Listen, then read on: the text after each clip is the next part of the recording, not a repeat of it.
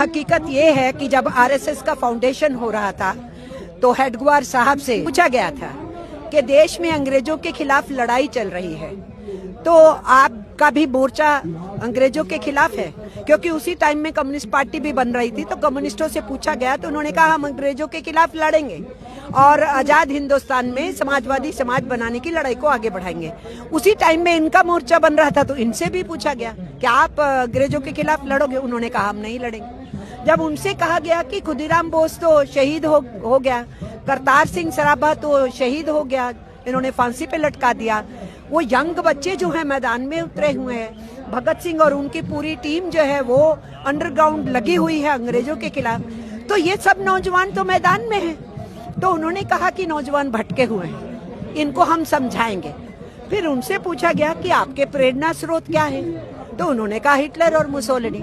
फिर इनसे पूछा गया कि आपका फलसफा क्या है, आपकी आइडियोलॉजी क्या है, तो उन्होंने कहा नाजीवाद फासीवाद।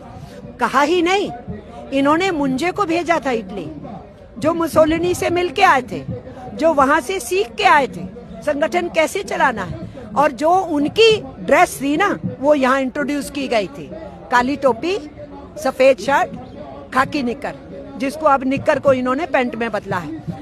तो इनकी सोच नाजीवादी फासीवादी रही है, ये हमारा इल्जाम नहीं है, ये इनके गुरु का कमिटमेंट है। उन्होंने कहा ये हमारी सोच है, हमारा इल्जाम नहीं है कि तुम हिटलर के चेले हो, मुसोलिनी के चेले हो।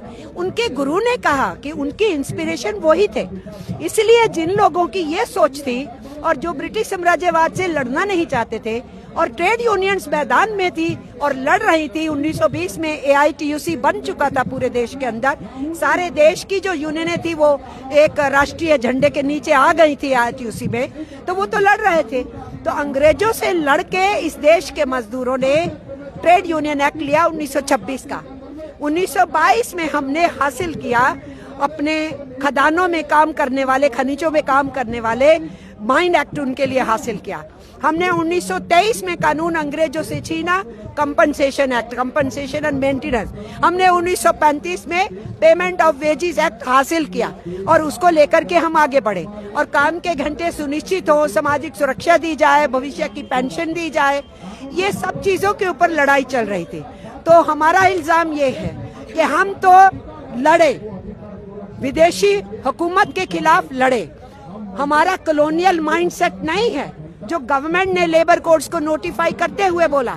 कॉलोनियल माइंडसेट इस गवर्नमेंट का है जो हमें ब्रिटिश राज के उस दौर में, भयानक दौर में फेंक रहे हैं जहां 16 घंटे, 17 घंटे, 18 घंटे मजदूर काम करता था।